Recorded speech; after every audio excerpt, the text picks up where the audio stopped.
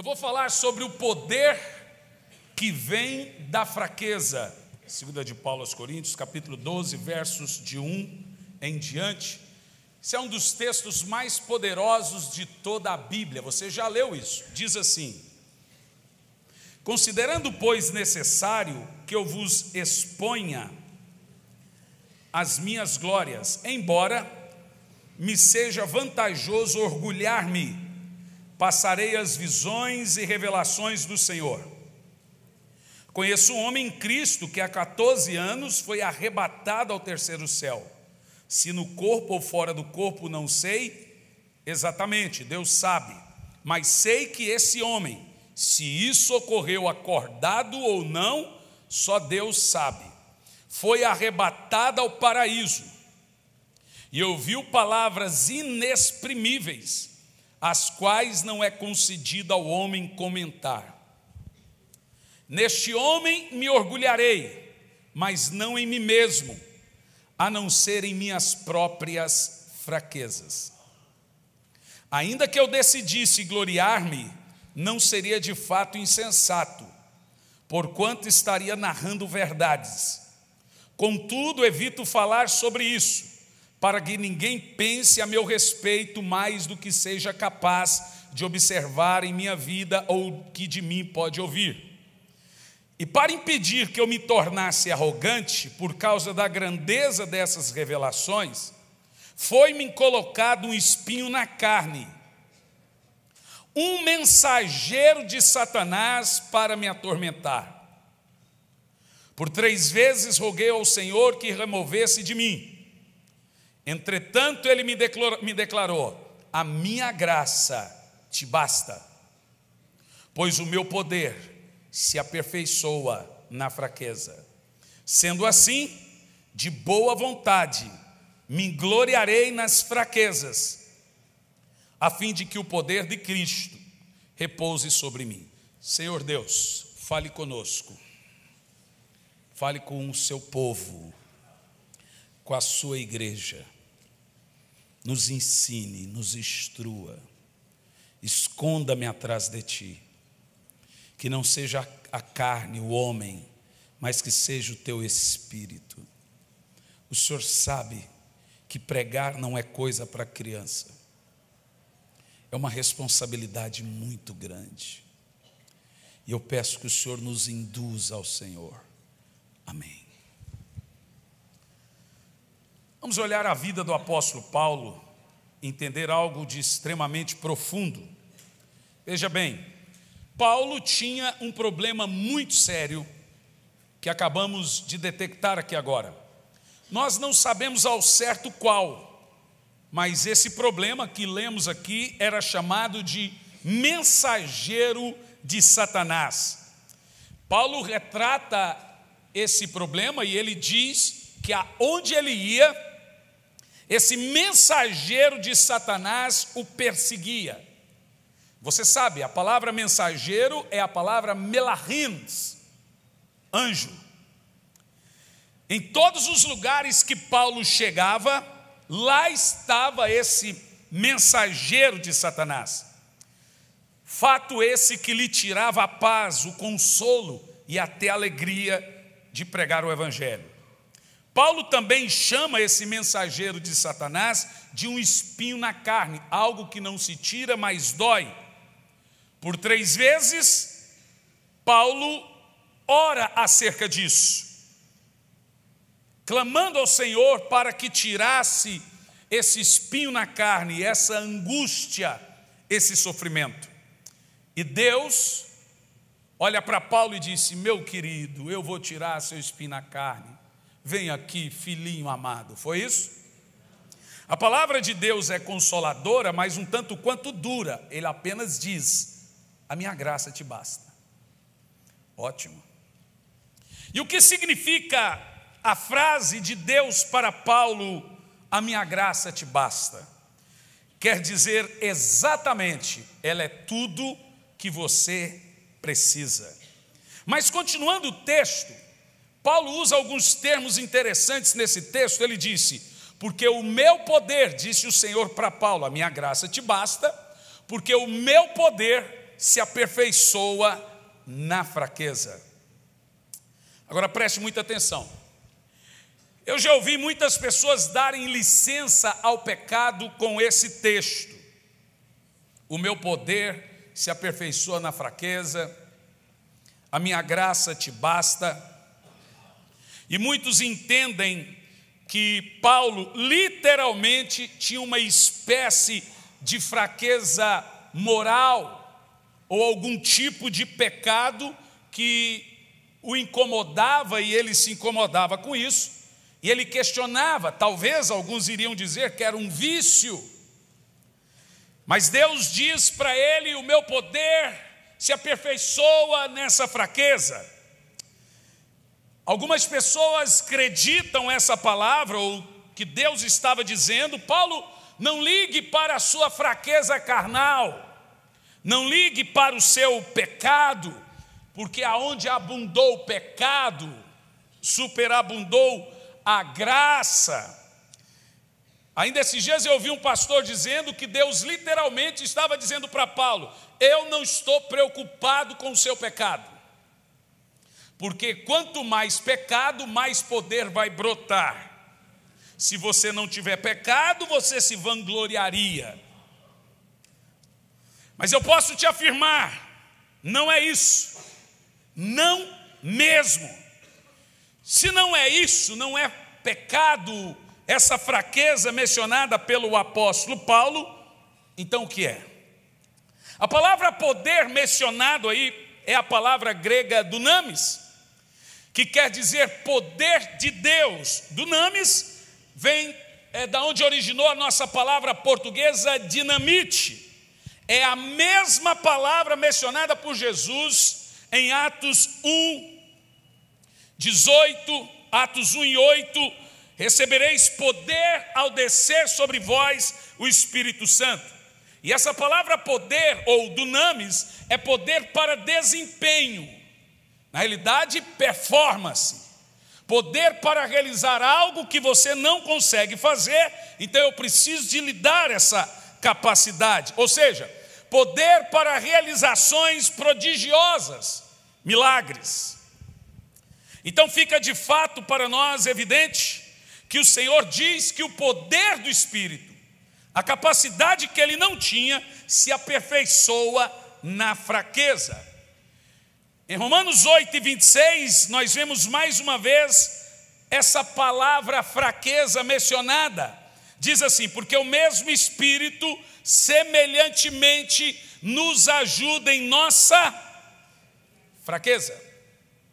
Mas então o que é essa fraqueza mencionada por Paulo, que o poder se aperfeiçoa nessa fraqueza, que o Espírito nos ajuda nessa fraqueza, que essa fraqueza na realidade é uma mola motriz ou algo que desencadeia uma avalanche do poder de Deus em nossa vida?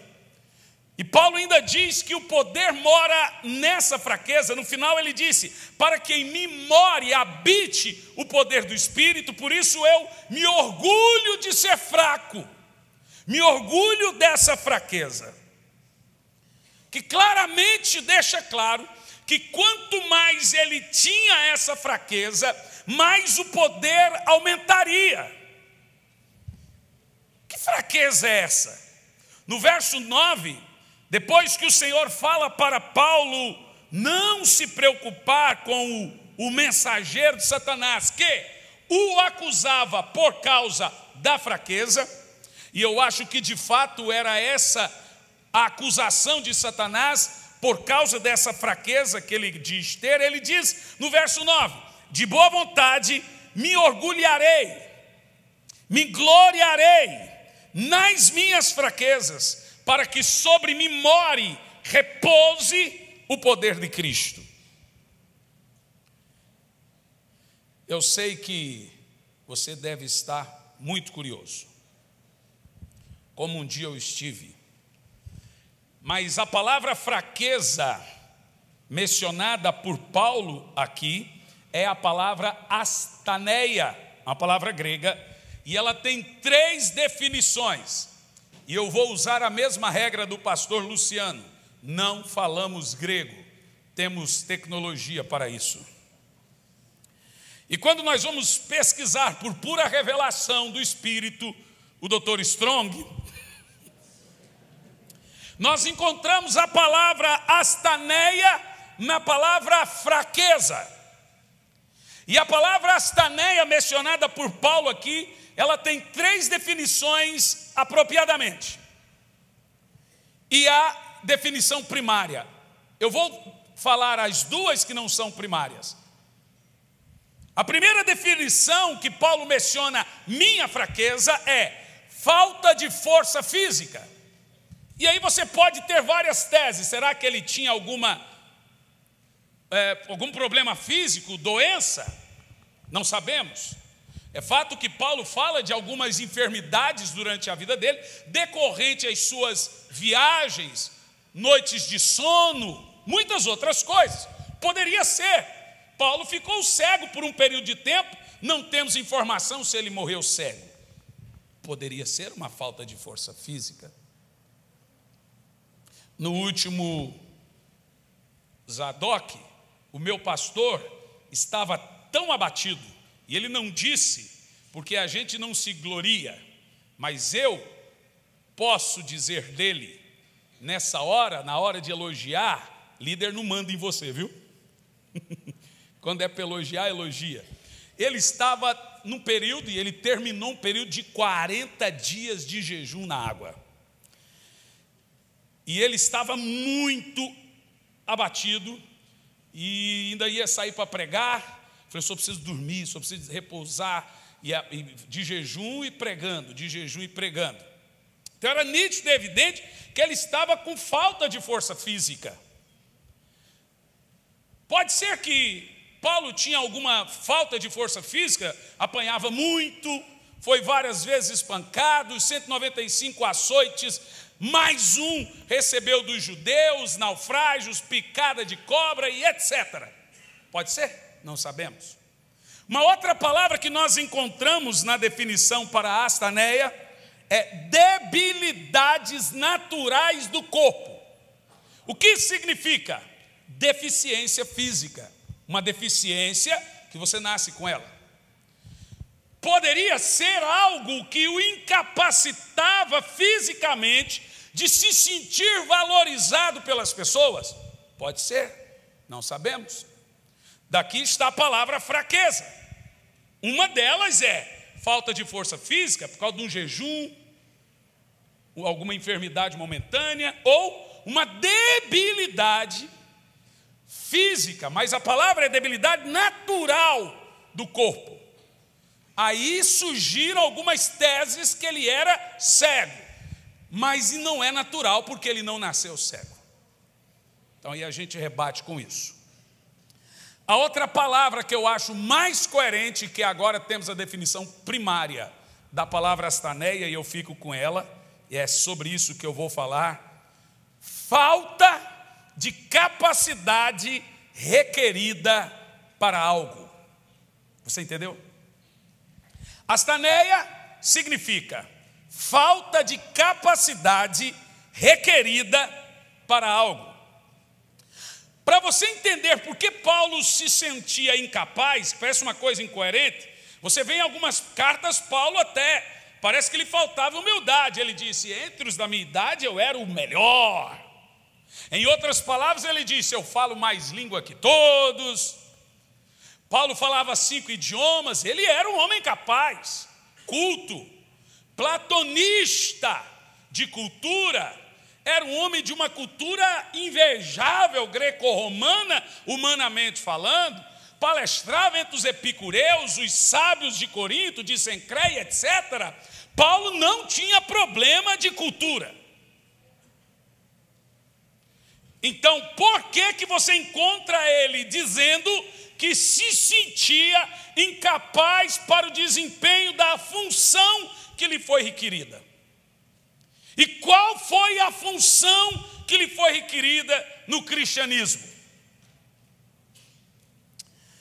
Veja bem, por que Paulo escreveu esse capítulo?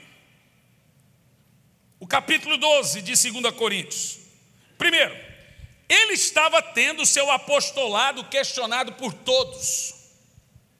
Ali, em Corinto, eles diziam que ele não era capaz.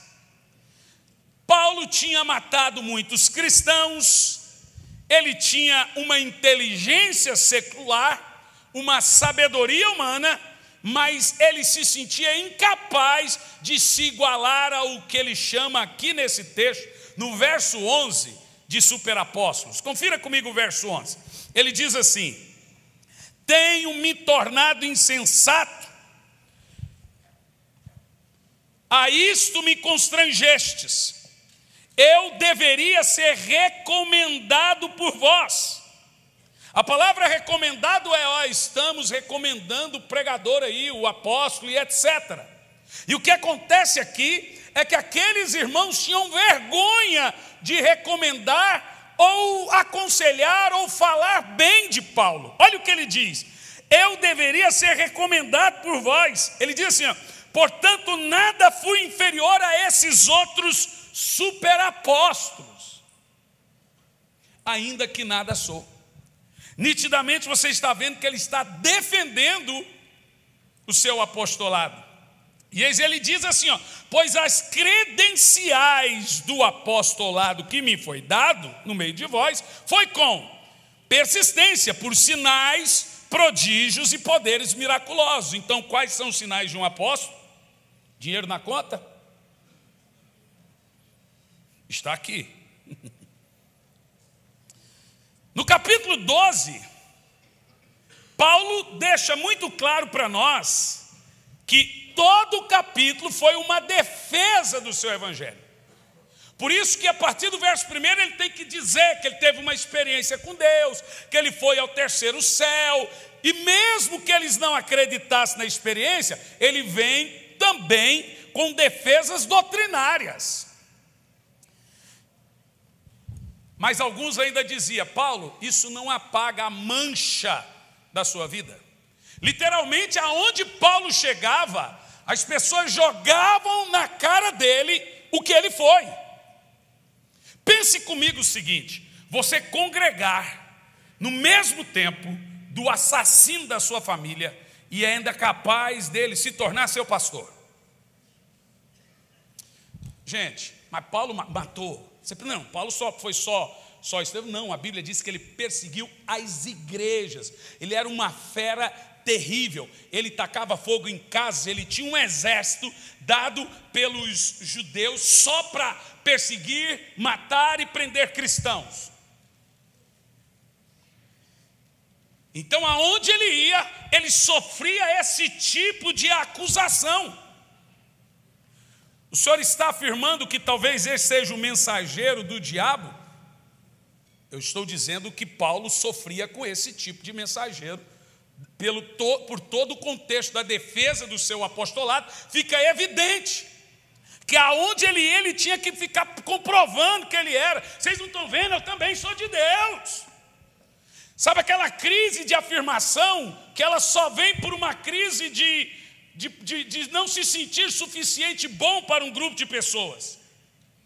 E é nesse sentido que Deus vem falar para Paulo duas coisas tremendas. A primeira, a minha graça te basta, pois o meu poder se aperfeiçoa na minha fraqueza. E a segunda eu vou deixar para outra parte do sermão, porque aqui me traz duas coisas importantes. No verso 12, Paulo diz assim: os sinais definitivos do apóstolo. Eu quero que você repita comigo: os sinais definitivos do apóstolo foram demonstrados entre vós com perseverança por meio de obras extraordinárias, maravilhas e milagres. Literalmente você vê que Paulo diz que ele merecia o título que lhe cabia, mas ainda assim, ele tinha o mensageiro do diabo, de alguma forma. E o Senhor vem e diz: Paulo, para, a minha graça é suficiente para você. Não importa o que as pessoas estão dizendo, pensando, falando, se te consideram ou não, a minha graça é suficiente. E antes que Paulo fizesse a retórica, o Senhor já dá a resposta na afirmação: pois o meu poder se aperfeiçoa nesse entendimento seu. O que nós entendemos aqui literalmente é: quanto mais doente você for, mais o poder pode fluir. O que nós entendemos aqui literalmente é: quanto mais triste for a sua história, mais o poder de Deus vai fluir. Se você tiver deficiência física, o poder flui de maneira poderosa. Se você tiver dificuldade de dicção, timidez, seja lá o que for, o poder de Deus vai fluir de uma maneira sobrenatural. Eu me lembro que quando o Senhor me chamou para o ministério, eu tinha 12 anos de idade, eu entrei para tomar um banho e fui batizado com o Espírito Santo, fiquei 7 dias orando em línguas. E eu tinha um problema sério comigo, quer dizer, lá em casa, somos em 5, todo mundo era gago. Gago. Meu pai é muito gago.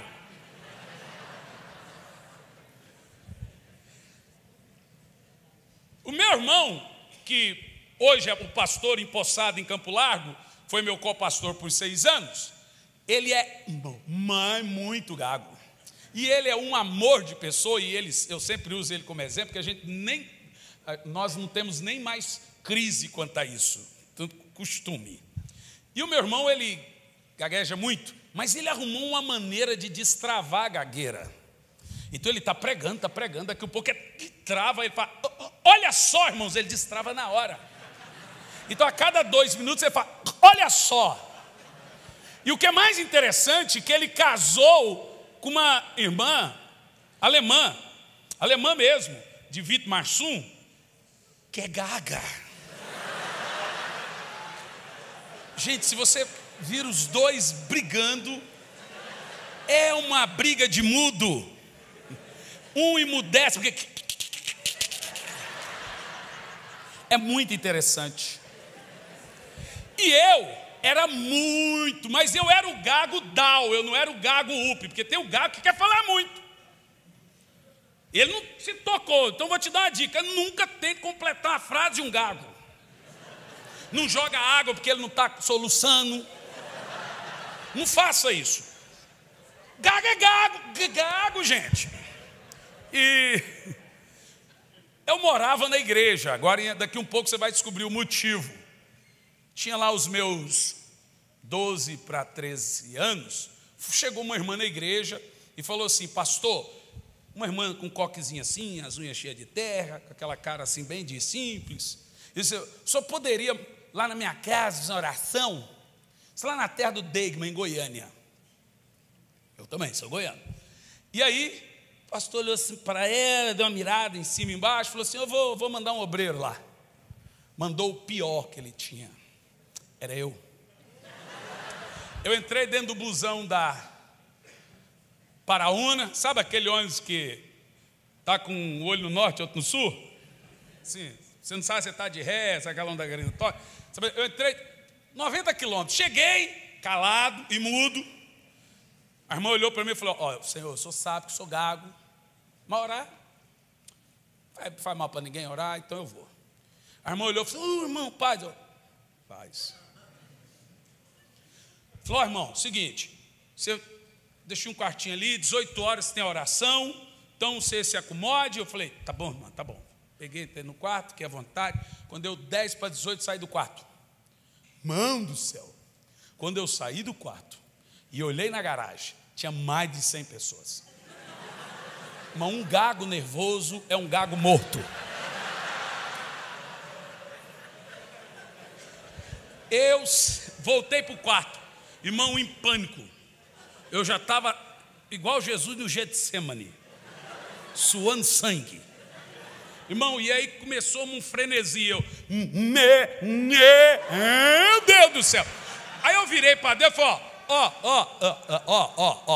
leia a minha mente que eu não consigo orar.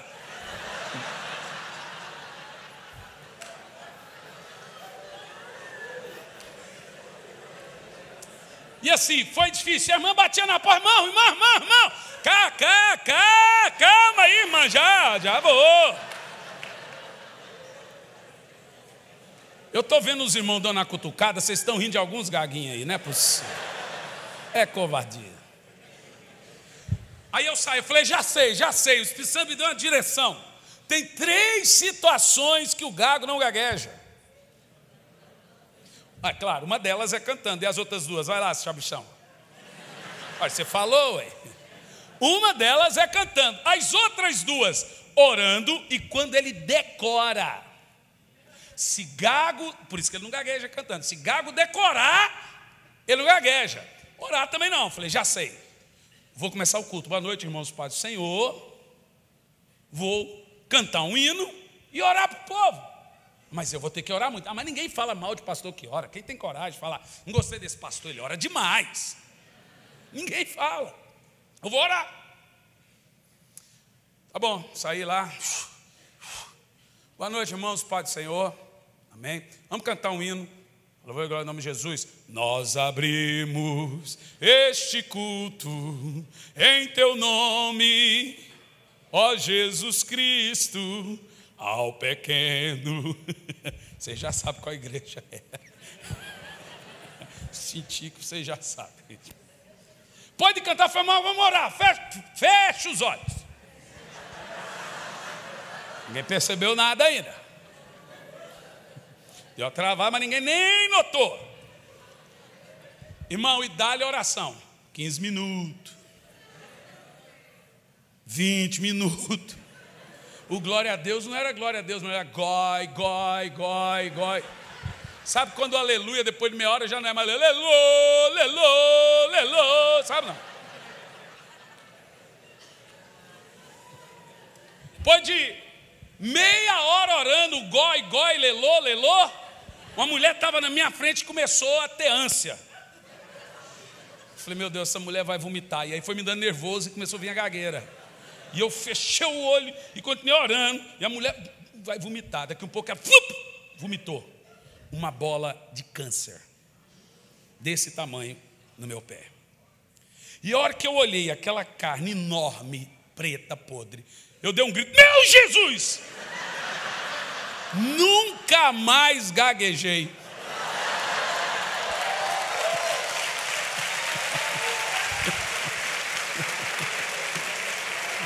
Ela foi curada e eu também.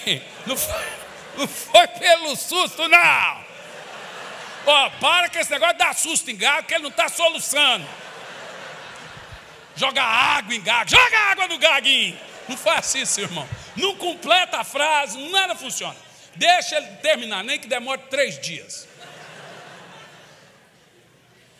Resultado, irmão, quando eu cheguei aos 19 anos, e aqui eu vou concluir um pouco da história, eu era analfa de pai, beto de mãe. Eu falava zóis, unhas, ouvidos, orelha, tudo com Z. Eu não sabia escrever. Literalmente eu era o verdadeiro improvável. Você já ouviu isso? Totalmente improvável. E é nesse contexto que você precisa interpretar esse texto. O poder de Deus é totalmente antagônico ao orgulho. Deus não precisa de pessoas capazes. Deus precisa de pessoas quebrantadas. E isso é literalmente uma das mensagens mais poderosas que eu ouvi do pastor Luciano é sobre maturidade. Por causa da imaturidade ou pessoas capazes sem caráter, a igreja sobrevive à sua pior crise de moral. Porque nós temos grandes ministérios com uma falha no caráter do mesmo tamanho. Sabe por quê? Porque literalmente, ontem eu ouvi uma história de um dos pastores antigos, televangelistas antigos, e me assustou, que chegou um ponto que o seu orgulho era tão grande, que ele veio pregar no Maracanã, e ele viu o Maracanã lotado, ele disse: hoje Deus precisa de fulano. Mas não é isso. Eu fiquei sabendo que tinha um momento que ele baixou uma lei que ninguém poderia se dirigir a ele sem que ele se dirigisse em primeira pessoa. Não fale comigo sem que eu fale primeiro com você. Então você só podia falar com ele se ele se dirigisse a você primeiro. Literalmente você começa a entender por que a Bíblia Sagrada ela é feita de pessoas improváveis. Os profetas são filhos de estéreis. Você vê que eram pessoas totalmente incapazes para desempenhar a função requerida. E é literalmente isso que o apóstolo Paulo está falando. Eu não sirvo para ser apóstolo, dos apóstolos eu sou menor, porque eu persegui a igreja do Senhor. Nós temos dois tipos de pessoas nesse ramo. Primeiro, aquelas pessoas que se sentem inferiores por debilidades físicas, por timidez, por problemas de dicção, por não terem a capacidade de oratória de demais pessoas. E esse é o primeiro ponto. Esse é o ponto mais conflitante do sermão. E nós temos um outro tipo de pessoa. O poder, em primeiro lugar, se revelando através dessa fraqueza. E o Senhor literalmente dizendo: eu vou revelar meu poder nessa sua falta de capacidade requerida para desempenhar a função. Deus gosta desse tipo de gente. A Bíblia é um livro de pessoas improváveis. Pessoas que Deus levantou, que ninguém contava com isso. Você tem uma fraqueza? E eu estou lhe falando que não é pecado. Você tem uma fraqueza? Deus pode usar essa fraqueza. Ele quer usar essa fraqueza. Essa fraqueza é literalmente a mola que vai alavancar o melhor momento do seu ministério. Essa fraqueza que não é pecado, é ela que Deus vai usar.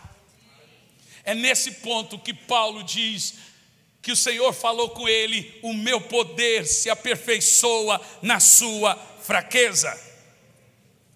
E um outro ponto muito importante é que o poder é revelado, e ele é a revelação nítida do que nós chamamos da superabundante graça. Veja Romanos 5, versículo 20, por favor. Esse é um outro ponto que nós interpretamos, nós, alguns, né? Não creio que todos, mas uma parte considerável. Diz assim: a lei foi instituída para que a transgressão fosse ressaltada. Paulo está dizendo que a lei veio realmente para o pecado se revelar.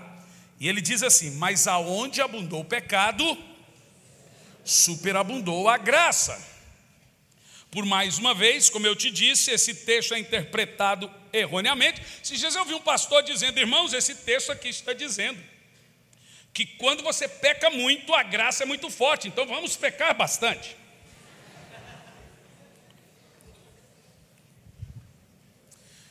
Um outro pastor me disse que ele não lida com pecado na igreja, porque se tiver pecado na igreja, tem muita graça. Viu como que é? Agora veja, deixe-me te explicar. Nós temos um tipo de irmão que não se acha capaz, porque tem fraquezas ou físicas, ou fraquezas naturais do corpo. Pessoas que se sentem inferiores a outros por problemas físicos falta de coragem, timidez, não tem uma voz robusta, não chama atenção com a sua aparência. Como eu costumo dizer, antigamente eu tinha Jesus, era feio e pobre. Hoje eu tenho Jesus.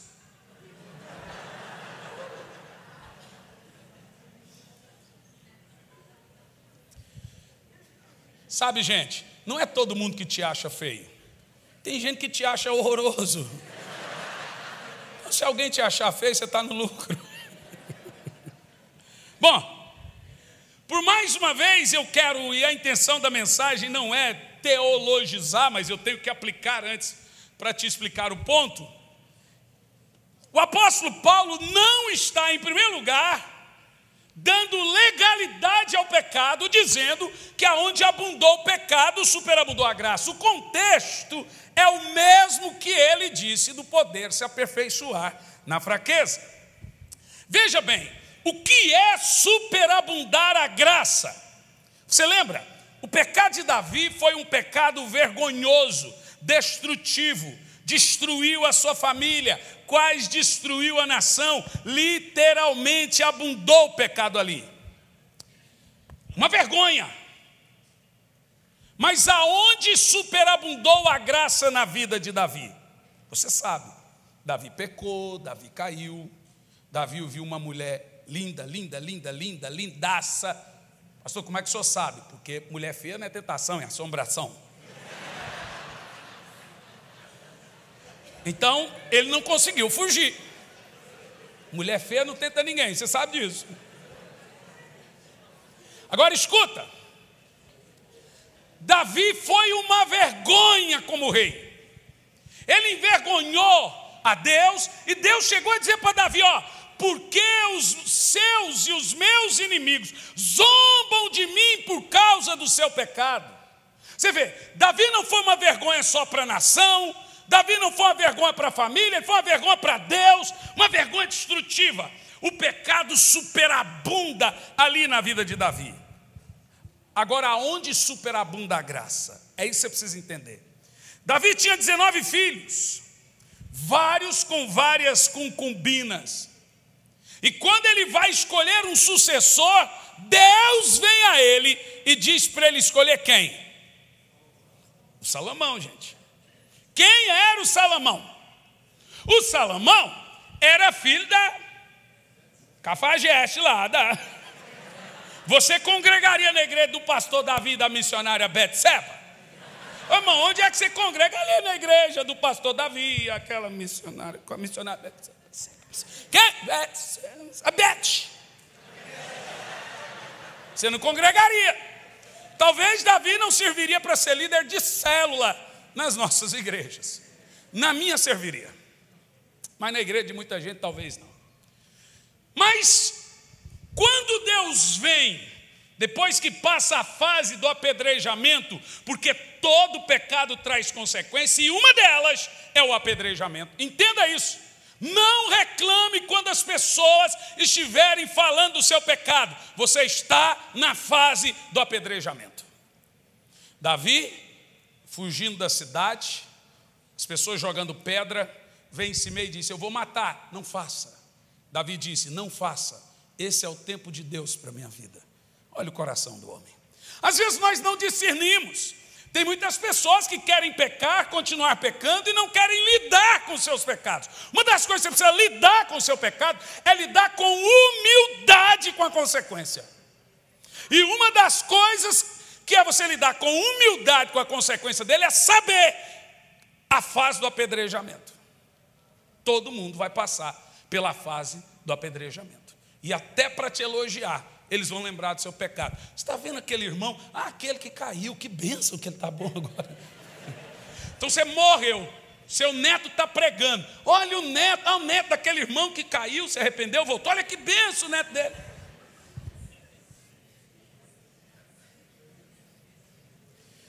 E Deus vem a Davi, veja, estamos aqui falando bem e mal de Davi.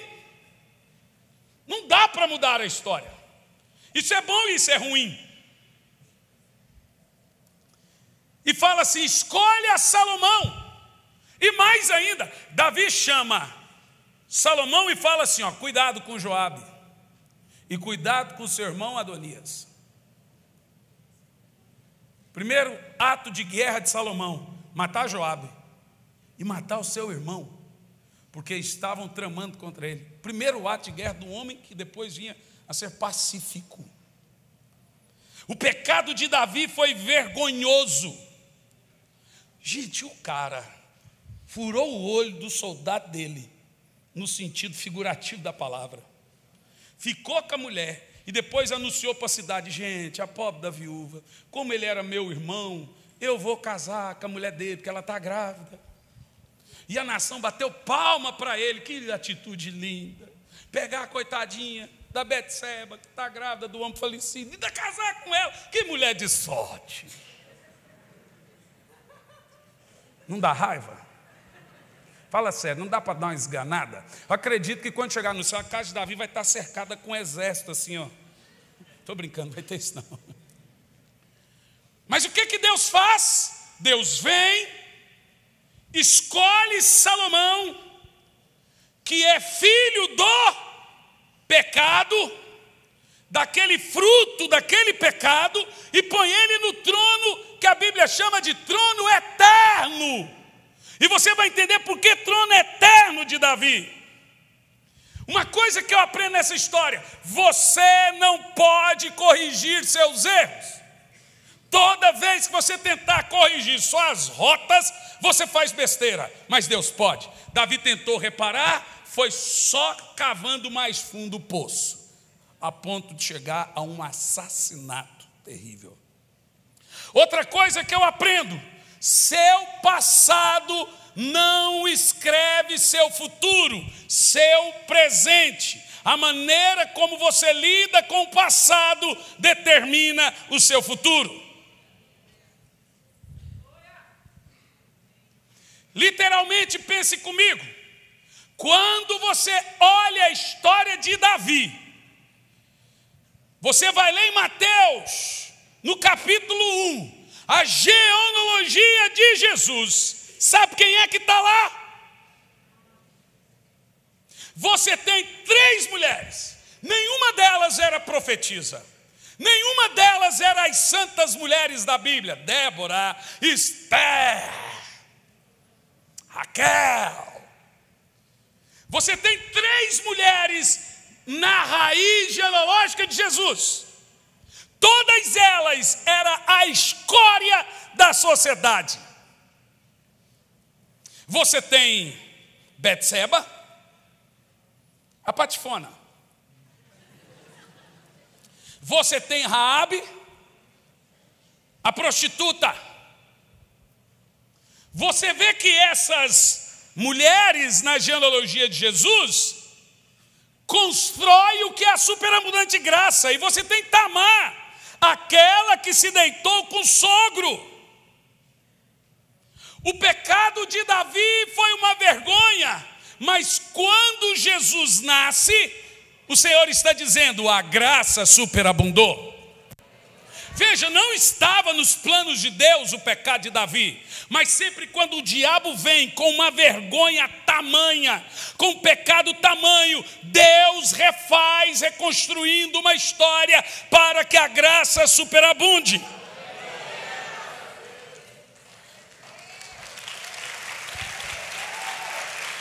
Eu aprendo uma coisa com Deus. Em primeiro lugar, Deus nunca vai perder para o diabo.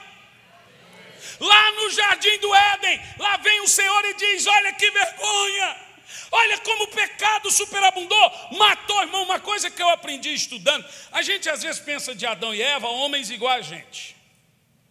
Talvez você pense que Adão era um homenzinho assim, pequeno.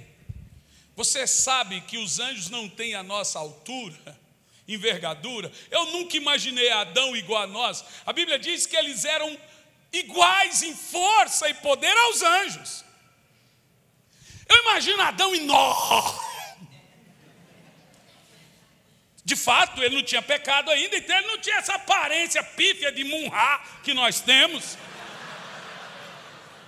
Ou você acha que ele tinha essa lata que parece que trombou com uma carreta, pegou fogo na cara e apagou com tamanco? Eles eram enormes, fortes, perfeitos. Uma das coisas que acontece em decorrência ao pecado é: morreu, vai diminuir de tamanho. Você vê que a pessoa nasce pequena e ela ficando velha, vai ficando pequena, vai ficando pequena, vai ficando pequena. Ela vai ficando diminuindo de altura. Olha, eu nasci com 1,80 m.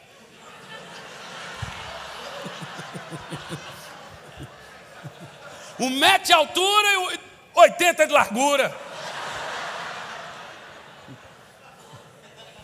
Para pense você, Deus vem e fala: olha só, o pecado superabundou. Que coisa! Matou o mundo, matou o projeto. A terra vai produzir coisas que não era para produzir. Todo um projeto foi destruído. Superabundante pecado. Mas o próprio Deus vem e diz: mas daqui um pouco, deixe-me te dizer uma coisa, Satanás. Deste superabundante pecado, deste pecado, desta mulher, vai vir um que vai pisar na sua cabeça. E aí lá 2000 anos atrás, você vai ver quando a graça superabundou. A Bíblia diz: despojando os principados e potestades, os expôs publicamente, cravando-os na cruz para a vergonha. Lá no Éden superabundou o pecado, na cruz superabundou a graça, em Davi superabundou o pecado, em Jesus superabundou a graça. Seu passado não determina seu futuro. Sabe de uma coisa? Em nenhum momento Paulo está dizendo: vamos pecar porque a graça superabundou. Ele está dizendo o seguinte: não é isso. Ele está dizendo que quando há uma tragédia moral, Deus vem e reescreve a história.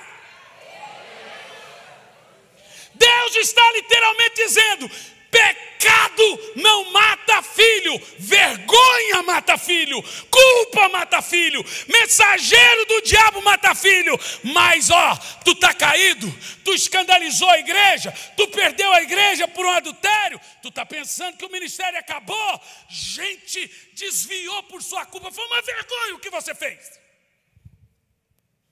Uma tragédia que você fez. Igrejas fecharam por sua culpa. E agora, aqui hoje, tem gente que não consegue realizar mais a obra de Deus por causa do superabundante pecado. A vergonha, a culpa, o medo de olhar na cara das pessoas. Primeira coisa, o medo de abrir o Facebook. O superabundante pecado.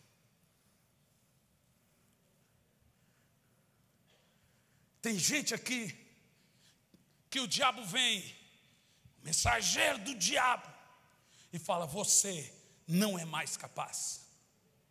Eu já ouvi pastores dizerem: nunca mais será o mesmo. É mentira do diabo. A Bíblia não diz que quando alguém cai, mesmo que ele se arrependa, não é mais a mesma coisa. Não é isso. É o contrário. A Bíblia diz que o pecado é vergonhoso. Ele destrói casamento, ele destrói família, ele destrói igreja, ele destrói reputação, ele destrói nome. Mas quando você passa pelas fases do tratamento, que é entender com humildade o apedrejamento, sem murmurar: as pessoas nos abandonam. Abandonam porque Deus não permite que uma pessoa tratada seja bajulada. Eu já tentei visitar gente em hospital e nunca dá. E aí eu entendo, falo: deixa ele quieto, eu estou tratando. Você tenta ajudar e não consegue. O pecado foi vergonhoso. Mas você começa a ver que Deus tem um plano no lugar da vergonha. Deus não está mandando você mudar de endereço. Deus não está mandando você sumir da cidade. Deus não está mandando você ter vergonha. Deus não está mandando você duvidar dele ou ficar questionando quem te abandonou. Ele não está dizendo isso. Ele está dizendo: fique pianinho, aceite a disciplina, o tratamento, aceite as pedras, as críticas e até os inimigos, porque no lugar da vergonha eu vou dar dupla honra. Aonde o pecado abundou, a graça vai superabundar. A derrota vai servir de cura para outros.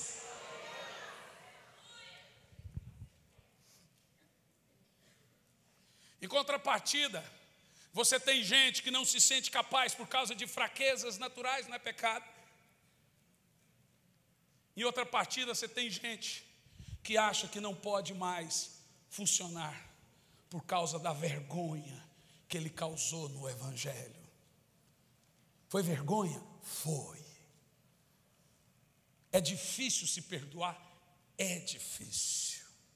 Mas o mesmo Davi, que é um exemplo de um homem que entende a graça na velha aliança, ele disse: bendito é o homem a quem Deus não imputa os seus pecados. O mesmo Davi disse: Senhor, o Senhor não despreza um coração quebrantado e um homem choroso. Você pega em Malaquias, Deus disse: as suas palavras me cansam. Sabe o que a gente fala? Cansa a Deus, mas as nossas lágrimas não. Deus não resiste um homem choroso, mas aquele choro de gemido, de arrependimento. Deus é um Deus que reescreve qualquer história. A Bíblia foi escrita por 3 ex-assassinos, 75% da Bíblia: Davi, Moisés e Paulo. O paraíso foi inaugurado com um ladrão. Vem de Betseba, vem de Tamar, de Raabe, a história do Salvador. Não é porque Deus está ratificando pecado, não é porque Ele quer envergonhar o pecado. No lugar daquela vergonha, foi no jardim que Adão caiu, é para o jardim que nós vamos voltar.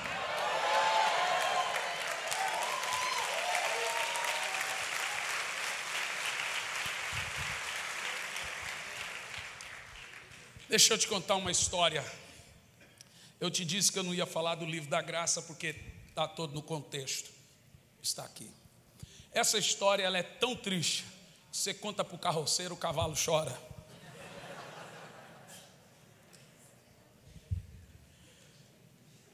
Essa história, irmãos, é de fato uma história de filme. Uma família de pastores. Um pastor tremendamente abençoado, com 160 igrejas sobre o seu comando, filhos crescendo, filhos abençoados, a esposa abençoada, aquele pastor de oração. E ele viajava para dar respaldo a essas igrejas fora do Brasil. Em um dos dias que ele estava viajando, um de seus filhos levanta à noite pela casa e pega a mãe na sala da casa, tendo relação sexual com o vice-presidente da igreja. O menino tinha 9 anos de idade. Ele volta para o quarto em crise, chorando, e dorme. Ele acorda no outro dia e diz para o irmão: olha, eu vi minha mãe, isso. O mais velho, que tinha 10 anos, diz: acho que você viu coisa, então vamos lá falar com ela.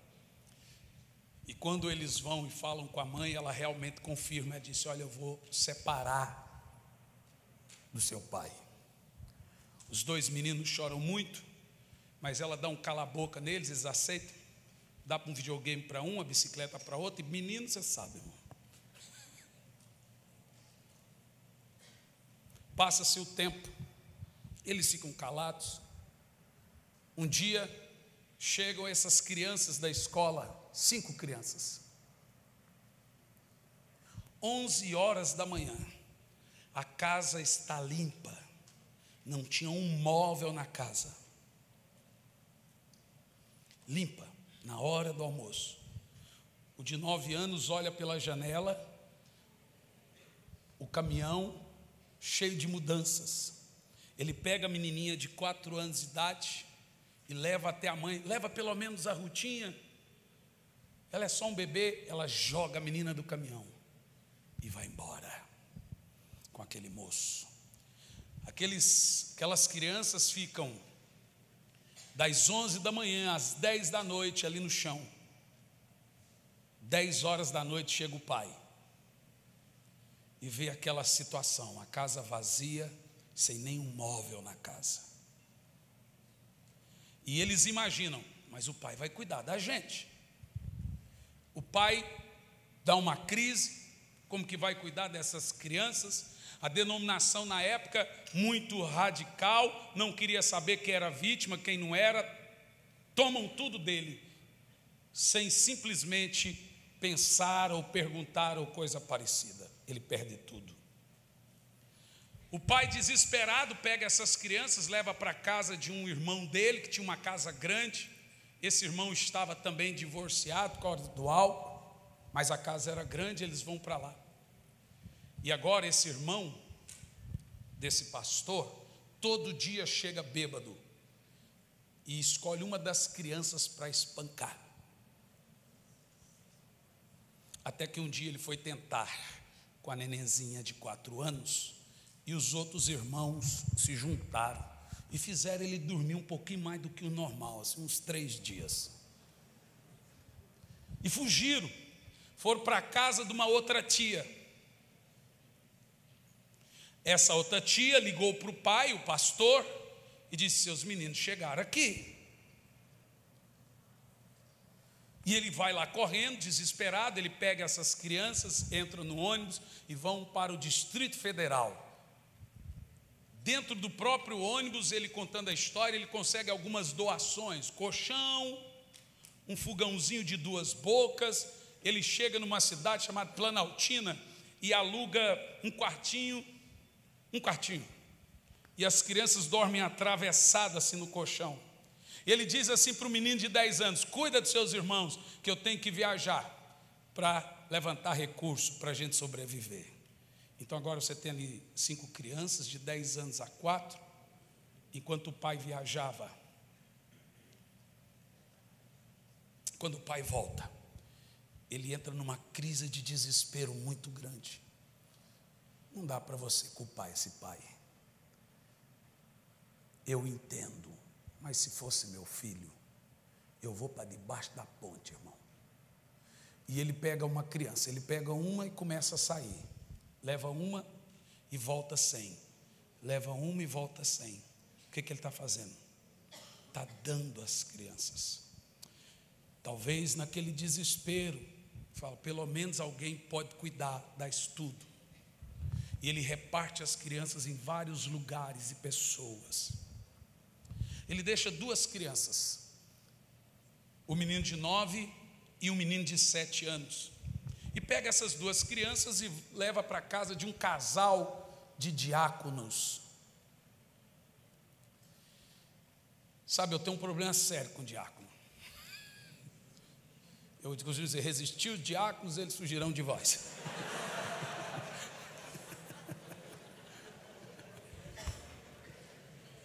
Por causa dessa história, eu vou te contar. Isso é brincadeira, não tem problema sério com o diácono, não. Tem diácono na igreja.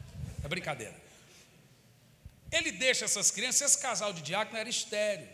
E ele deixa essas crianças com esse casal de diáconos. E o casal ficou feliz, que tem filho. Está tudo mil maravilha. De repente, se percebe que aquele casal de diácono vendia drogas. E punha o menino mais velho, de 9, que agora estava com 10 anos, para levar as drogas. Mano, resistiu os diáconos.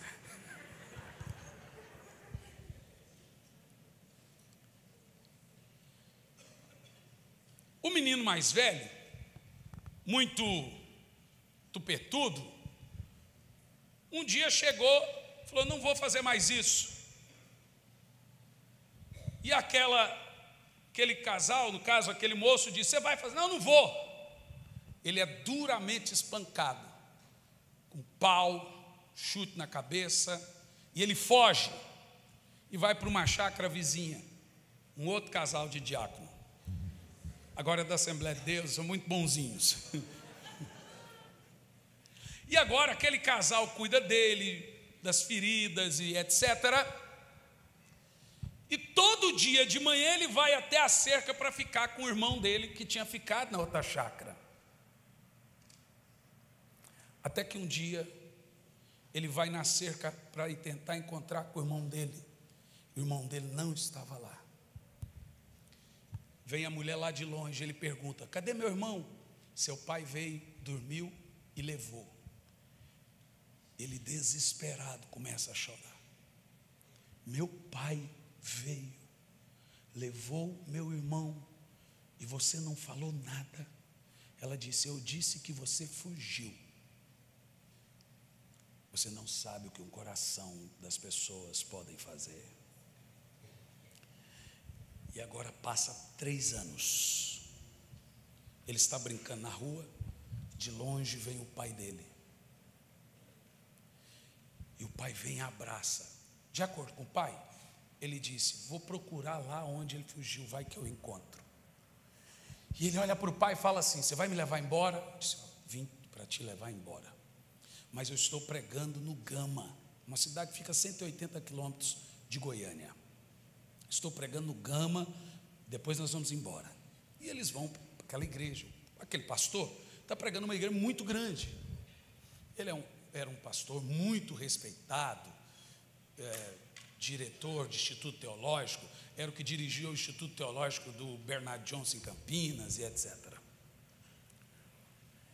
E agora, pregando naquela igreja, o pastor daquela igreja, um senhor de idade, a esposa, os filhos casados, ele observa aquele pastor com aquele menino, pergunta a história, e o pastor conta: olha, minha mulher sumiu no mundo e etc, toda a história.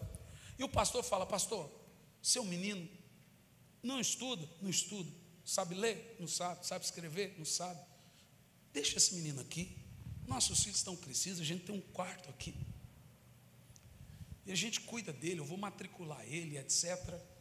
O pastor pergunta para o menino, o de 10 anos, ele fica muito feliz. Agora ele tem um quarto para ele, videogame, televisão, bicicleta, escola. No mesmo dia o pastor daquela igreja grande vai no shopping e compra roupa para ele, tênis, material escolar, compra tudo para ele. E agora ele está vivendo naquela casa. E o combinado dele com o pai dele é que o pai dele vinha de quando em quando para revê-lo. Tudo está indo a mil maravilha, até que acontece uma história interessante. Uma vez por semana, aquele pastor daquela grande igreja começa a levar ele na casa de uma irmã, para ele brincar com o menino daquela irmã, jogar videogame, jogar bola, etc., enquanto ele brincava com a irmã. E isso era uma vez por semana. Ele tinha que ir para brincar com o filho da irmã, distrair o menino enquanto ele brincava com a irmã. Toda semana. O menino de 10 anos já não era mais bobo. Mas nesse meio tempo, a coisa vai evoluindo, acontece uma tragédia absurda.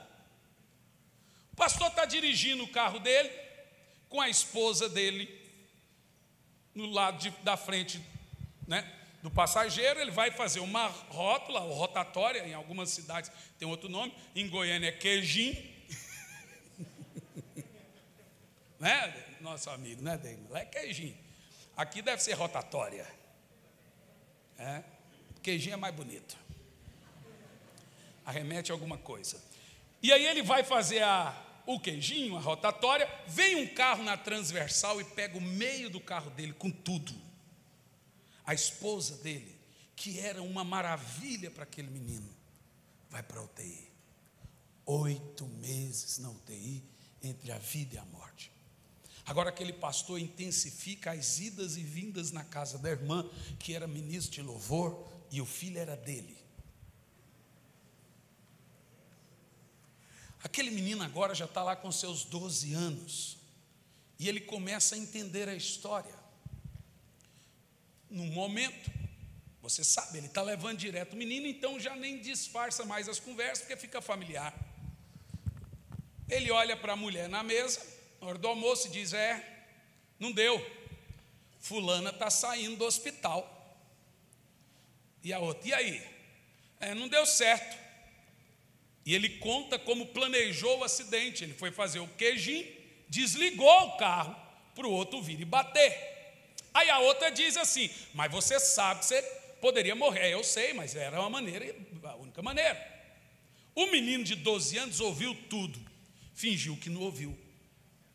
Esperou a irmã sair da UTI, a irmã se recuperou, ficou ótima. Ele vai lá e conta tudo para ela. A irmã bota para quebrar. A igreja destrói. O pastor vem e põe a culpa no menino. Você acabou com a igreja. O menino fala: eu não dormi com ninguém. Como é que eu acabei com a igreja? Mas esse pastor, que não é pastor, porque eu vou te dizer assim, não existe pastor ladrão, tem ladrão chamado pastor. Esse pastor que não é pastor, olha para o menino e fala assim: eu vou matar você. O menino fala: é provável, com certeza você vai matar. E a mulher fala assim: se você tocar nele, você vai ver. Agora esse homem, naquela ânsia de vingança, querendo se vingar do menino, só você vai ficar aqui até seu pai voltar. E o pai do menino não voltava, gente. E a irmã protegendo ele. Ele falou: dorme com o olho aberto. Então ele fechava a porta. Pensa no desespero desse menino. Um dia ele chega da escola, a irmã não estava em casa. Ele entra pela porta. Ele vê a porta fechando nas costas dele. Aquele homem tinha uma barra de ferro e deu nas costas. E aonde batia aquela barra, cortava a roupa e a pele. Foram 40 minutos de espancamento. Quebraram cadeira no menino. E a ideia era matar. Enforcava e soltava, enforcava. Até que o menino, desesperado, pega uma cadeira e joga pela janela. E foge. Todo rasgado, machucado, ferido. E vai para a rodoviária do Gama. E ali ele fica em cima de um papelão, talvez 3 semanas. E a vontade daquele menino era pegar o ônibus e ir para Goiânia, onde morava a avó dele, que era a única casa que ele sabia chegar. E ele está dentro do ônibus, e ele orava: Senhor, por favor, eu quero ir para minha avó. Ele ferido, machucado, com fome, dormindo na rodoviária.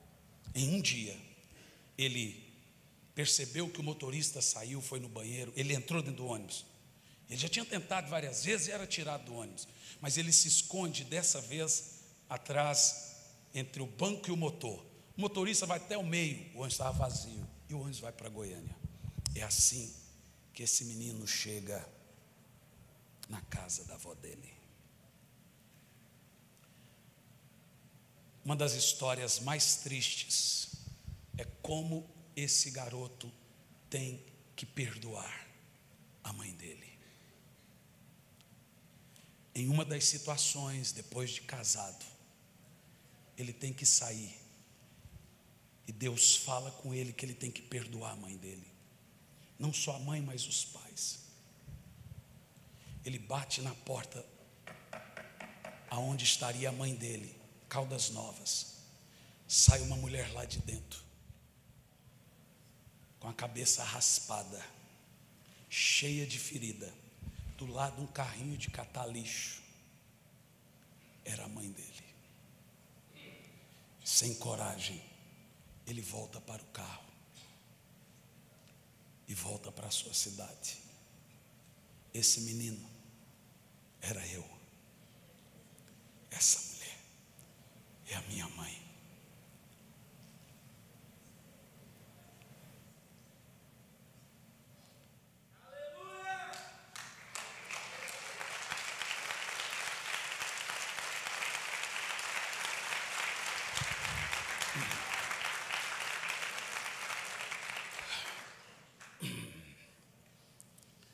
Essa é a parte mais difícil da história.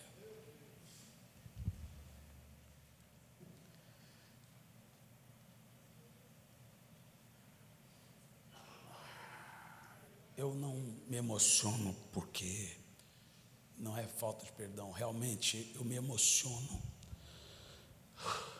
como Deus,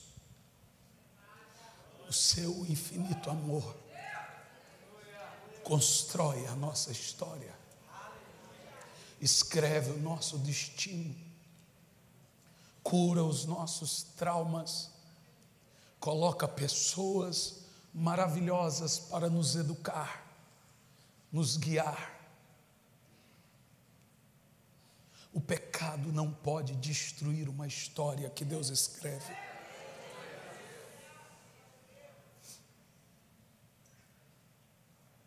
Deus começa a me cobrar que eu tinha que perdoar e reencontrar a minha mãe.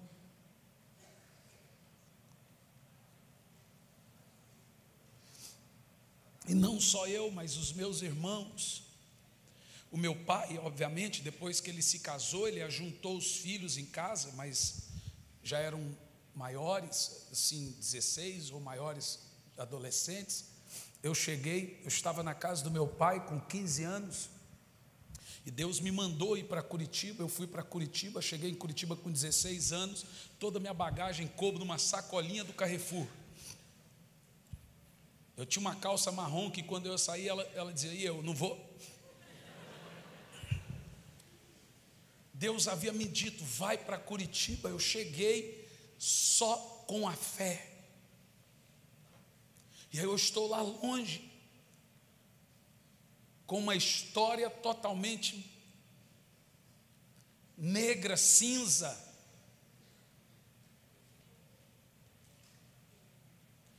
E agora eu me caso com 19 anos, minha esposa, de um caráter, você não tem noção, nunca vi aquela mulher contar uma mentira.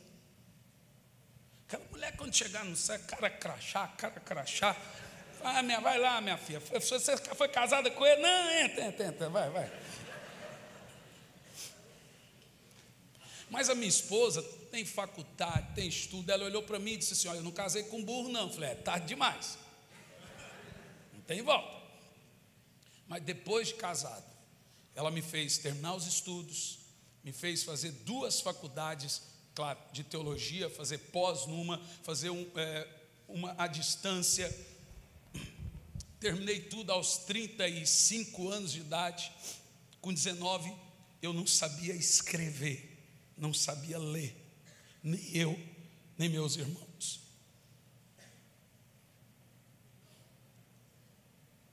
Deus é o Deus dos improváveis.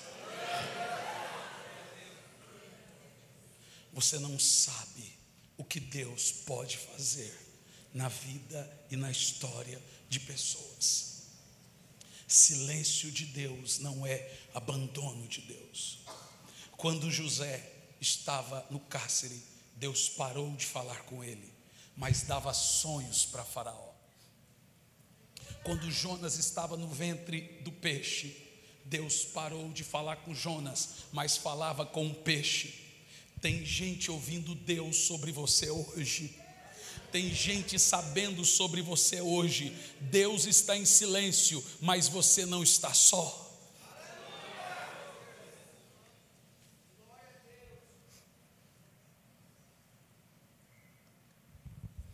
Um dia, minha esposa chegou em casa. Eu estava deitado no chão, chorando. Ela: o que foi? Que a minha esposa não conhecia a minha história. Eu não tinha coragem de contar parte dela. Eu disse: hoje eu fui batizado com o amor de Deus. Romanos 5:5, porque o amor de Deus é derramado em vossos corações pelo Espírito Santo. Hoje eu entendi que eu tenho um pai. E ela: e o que você vai fazer? Eu falei: vamos em Caldas Novas. Nossos pais nunca nos pediram perdão, nunca exigimos. A minha mãe mora em Curitiba. Minha esposa e eu não, ela, a casa era dela, ela ganhou de herança, ela deu a casa, é onde a minha mãe mora. A minha mãe tem problemas psicológicos terríveis, já ficou internada 40 dias. Recentemente, recebemos o telefonema da vizinha: vem aqui que a sua mãe está com arma na cabeça e ela disse que vai se matar. Eu cheguei, parei o carro, meus 2 filhos, minha esposa dentro do carro, falei: fica aqui. Olhei pela janela, estava com a arma na cabeça. Você sabe o que é um mensageiro do diabo? Você sabe o que é uma incapacidade ministerial? É isso. Que autoridade você pensa que tem para dizer que é um evangelista? Eu liguei para a polícia, disse: ó, por favor, vem aqui. A polícia chegou e viu ela com a arma, não sei como ela conseguiu aquela arma. Falei: vocês fazem alguma coisa? Falei: se a gente entrar, ela apontar, a gente tem que reagir. Falei: então eu entro, se ela vai atirar em você. E ela gritava: se entrar eu atiro. Eu meti o pé na porta e entrei. Quando eu entrei, ela apontou a arma, eu abracei ela. E a hora que eu abracei, ela começou a chorar. Ela disse: eu não quero que vocês me amem. Vocês não podem me amar. Vocês não devem me amar. Eu disse: mas nós amamos. Não é porque a senhora merece, é porque a senhora precisa. Perdão é tirar a mão do pescoço quando você tem direito de enforcar. Perdão não é esquecimento, o nome disso é amnésia. Perdão é se lembrar sem sentir dor. Você não exige que a pessoa te peça perdão para você perdoar. Perdão é favor imerecido.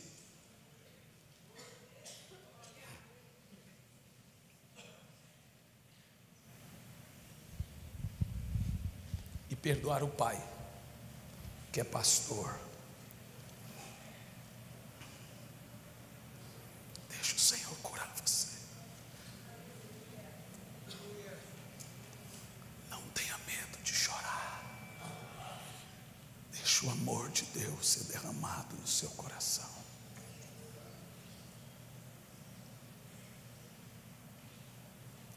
Eu fui pregar em Campinas recentemente.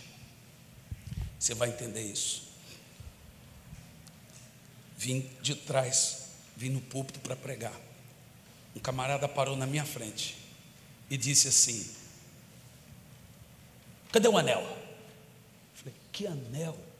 O anel? Você não é doutor? Tem que ter um anel? Eu falei: não, moço, isso é caro. Eu falei: não, cadê o anel? Que anel? Eu falei: senhor, dá licença. Ele tirou a aliança e pôs no meu dedo. Eu falei: não, senhor, por favor, o senhor está me constrangendo. Devolvi a aliança para ele e fui bravo para frente. Eu falei: o cara está precisando de um gadenal. Depois de 6 meses eu voltei de novo nessa igreja para pregar. Estou indo para o altar, o cara para na minha frente: e o anel? Eu falei: ai meu Deus. Eu falei: que anel, moço? Ele pegou do bolso esse anel, pôs o anel no meu dedo e disse: onde o seu pai e a sua mãe falhou, a minha graça supre você.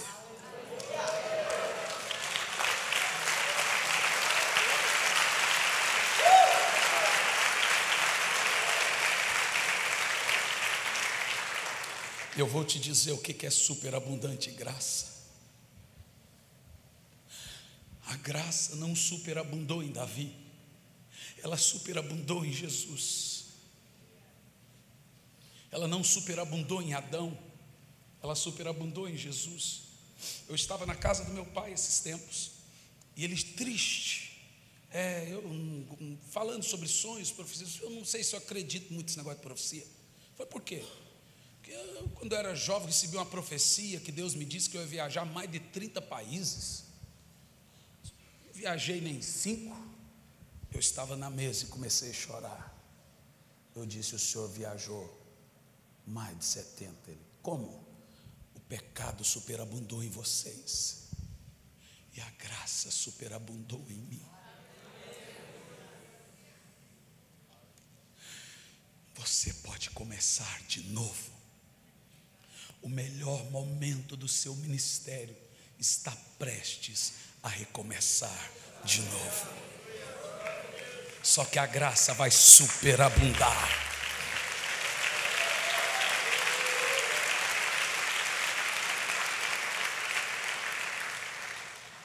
O seu passado não determina o seu futuro. Tenha vergonha do pecado, mas esqueça o passado.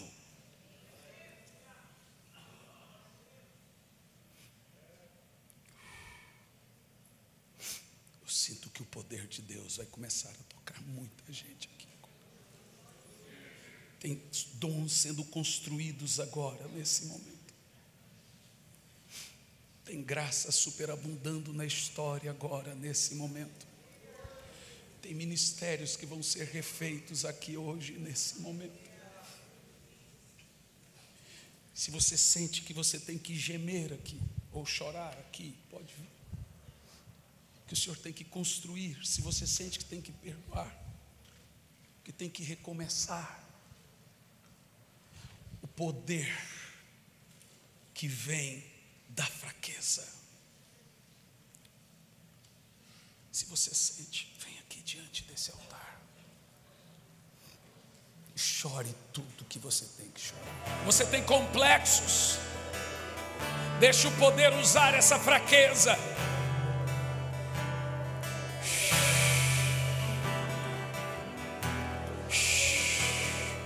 Você caiu. Você não consegue recomeçar. Satanás disse isso a você. Não existe pecado imperdoável para Deus, a não ser o da blasfêmia. Então arrependa-se e recomece. É um novo ano, é uma nova estação. Uma chuva está vindo sobre você. Dons e ministérios, um batismo de fogo está vindo sobre a sua vida. Deixa descer isso sobre você agora. Deixa Ele lhe conferir dons. Deixa Ele lhe conferir capacidade. Está vindo do alto agora dons do Espírito. O poder na sua incapacidade. Dons para curar. Dons para pastorear. Dons de milagres, prodígios e maravilhas.